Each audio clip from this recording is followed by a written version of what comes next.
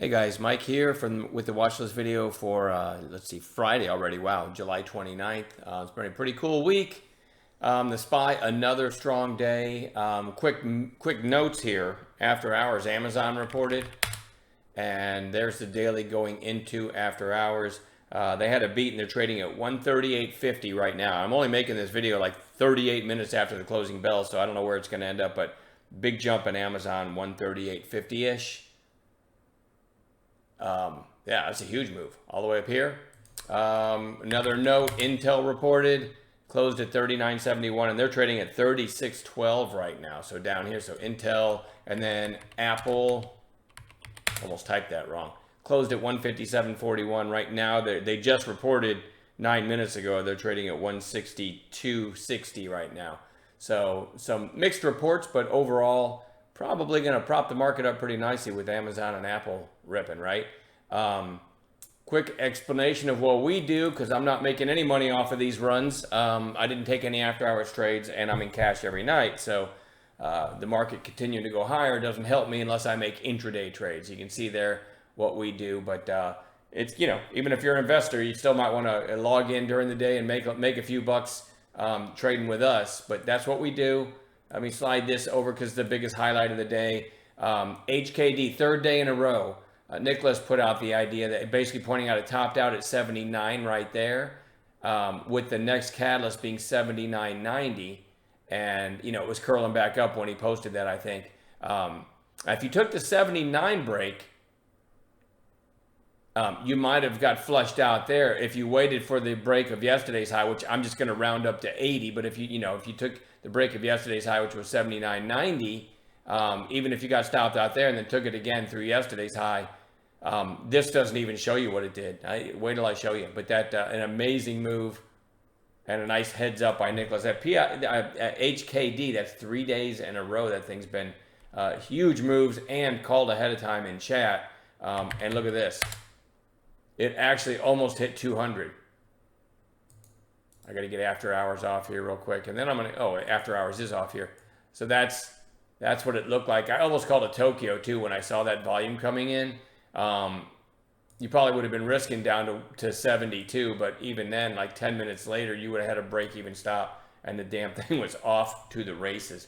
Anyway, a couple more highlights. Blink, BLNK, Brian V gave the heads up on this one. Was the second mouse play through 20. So it broke 20 early, curled back, or came back down, second mouse through 20, and went up to 20.90 before coming back down. So neat little trade there, nice heads up. I gave SKYX. Sadly, I should have done the cup and handle right there, but it was kind of lunchtime and I didn't. So then it rips and I gave the 5 buy zone. I actually got filled at 693, so almost caught the very bottom of that. And then it went from there to 778. So another example of missing the initial pop, the secondary move, and still getting a decent fill and a decent move on a 5 buy zone pullback. So there's some highlights from the day. Alan H also gave a 2-day high on Shop, which gave a nice little trade too. Anyway, what do we watch for tomorrow? ETSY, little breakout today. We're going to watch that for a follow-through day. TBLT had this big run, and then they did either an offering or a private placement. I can't quite tell you the difference. I'm not sure if there's a liquidity difference either between the two. Liquidity might not be the right word, but if it added shares to the float or not, I'm not positive.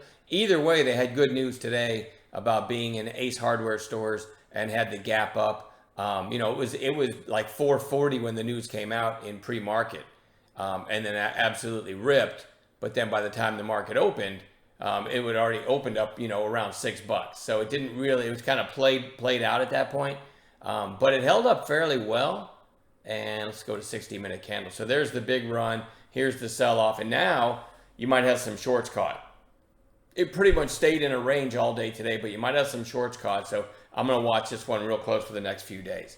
All right, where am I? That's TBLT. Blink. I want to watch that one. Nice little breakout today, especially with the green plays, if you will. This is a EV charger.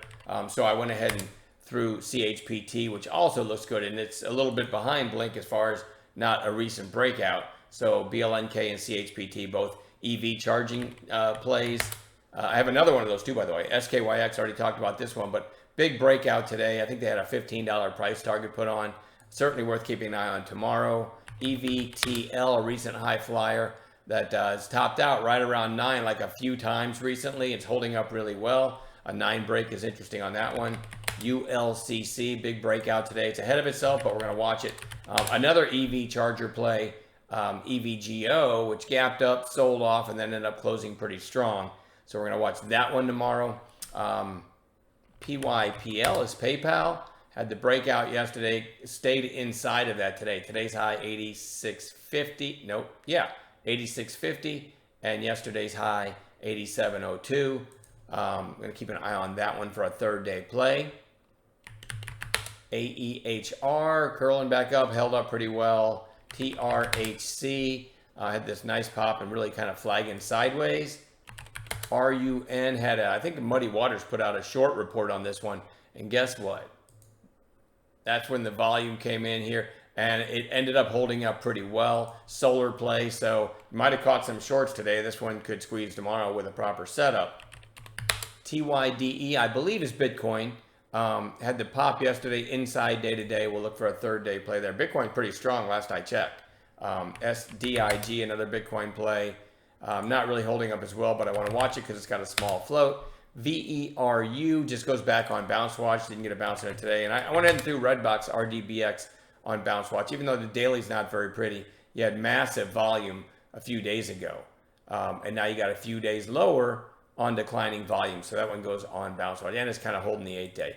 All right, that's plenty to watch. Again, we're going to have some action tomorrow, I would say, because of Amazon and Apple being strong in after hours. There should be plenty to trade. So show up ready to go, and we'll see you guys in the morning.